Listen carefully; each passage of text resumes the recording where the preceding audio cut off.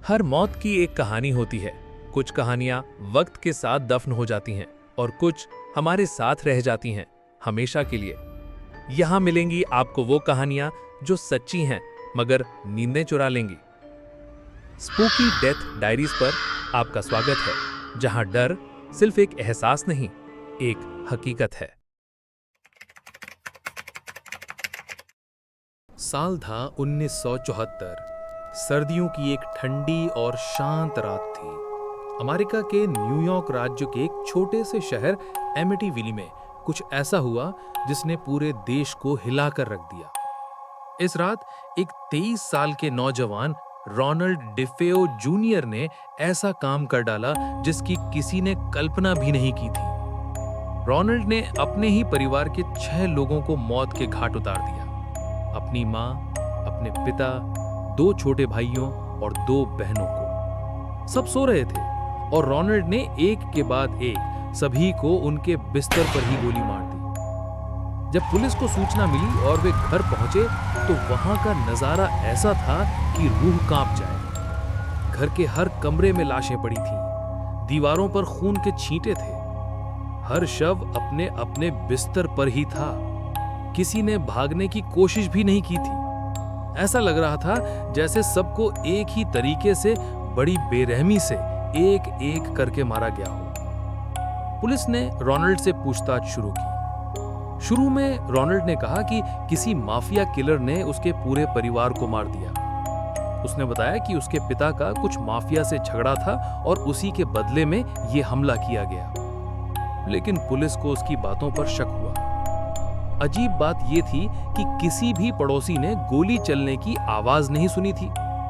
इतनी सारी गोलियां चलीं और किसी को भनक तक नहीं लगी। घर में कहीं भी जबरदस्ती घुसने के निशान नहीं थे। सब दरवाजे और खिड़कियां अंदर से बंद थीं। हर चीज अंदर से सामान्य दिख रही थी, सिवाय उन लाशों के। जांच जैसे जैसे आगे बढ़ी, रोनाल्ड की कहानी बिखरने लगी और आखिरकार सिर्फ एक दिन बाद रोनाल्ड टूट गया। उसने अपना गुनाह कबूल कर लिया। उसने कहा, मुझे अंदर से एक आवाज सुनाई दे रही थी जो बार बार कह रही थी, मार डालो, मार डालो। यह सुनकर पुलिस भी सन्न रह रही। क्या रोनाल्ड सचमुच पागल हो गया था? क्या उसने ये सब जानबूझकर किया? या क्या वाकई किसी अजीब डरावनी शक्ति ने उसे ऐसा करने पर मजबूर किया? ये सब सवालों के जवाब किसी के पास नहीं थे। लेकिन उस रात के बाद एमिटीविल का नाम हमेशा के लिए भूतिया और रहस्यमयी कहानियों में दर्ज हो गया। एक साल बाद लट्स परिवार ने वो घर बहुत सस्ते में खरीद लिया। उन्हें बताया जाता है कि उस घर में 1 साल पहले रोनाल्ड डेफेओ जूनियर ने अपने पूरे परिवार की हत्या कर दी थी। लेकिन वो बोले, कोई बात नहीं, हम हिम्मत वाले हैं। घर में रहने के पहले दिन कैथी एक कैथोलिक प्रीस्ट को बुलाती है ताकि वो घर को पवित्र कर सके। पादरी जैसे ही एक कमरे में जाता है, वहां अचानक बहुत ठंडा महसूस होता है और तभी उसे एक गंभीर डरावनी आवाज सुनाई देती है जो कहती है, गेट आउट, मतलब बाहर निकलो। पादरी की त्वचा पर बिना किसी वजह के छाले और घाव उभर आते हैं। डर के मारे वो तुरंत घर से बाहर भाग जाता है और जॉर्ज को फोन करता है। लेकिन अजीब बात यह थी कि फोन में लगातार शोर आता रहा और बातचीत साफ नहीं हो पाई। जैसे ही उन्होंने घर में रहना शुरू किया, लट्स परिवार को हर दिन भूतिया घटनाएं महसूस होने लगी।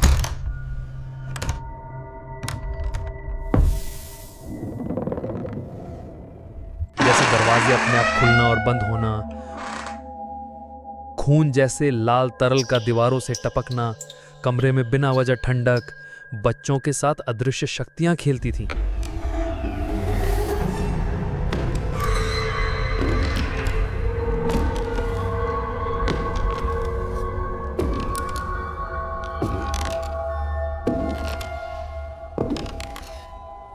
एक दिन जॉर्ज की बेटी को एक रेड आइड पिग दिखा, मतलब जो लाल आंखों वाला सूअर जैसा प्राणी।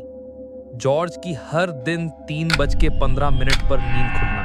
ठीक इसी समय रोनाल्ड ने अपने परिवार के 6 लोगों को गोली मारी थी।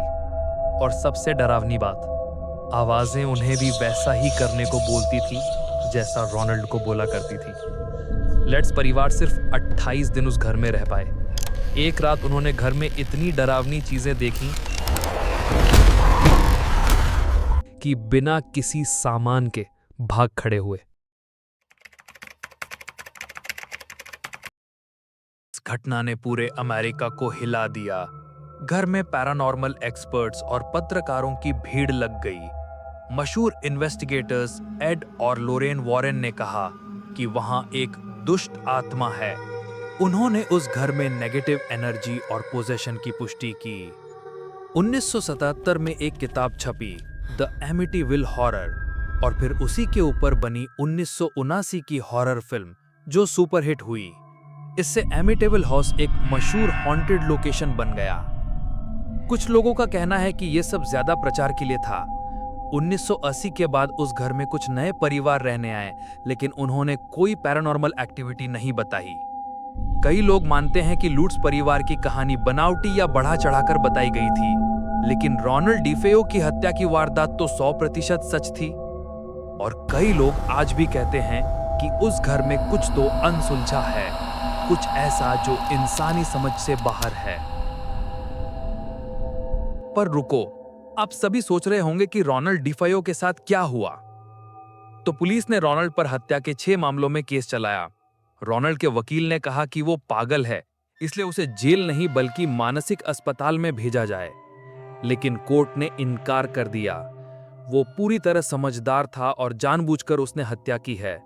उसे 6 बार लाइफ इम्प्रिजनमेंट की सजा सुनाई गई, मतलब उम्र कैद की सजा। रोनाल्ड डिफेयो जूनियर ने कई साल न्यूयॉर्क की जेल में बिताए और आखिरकार 12 मार्च 2021 को उसकी मौत हो गई। और आज भी कहा जाता है कि उस घर में रात को अजीब आवाजें आती है। कुछ लोगों ने अब भी वहां परछाइयां घूमते देखी हैं।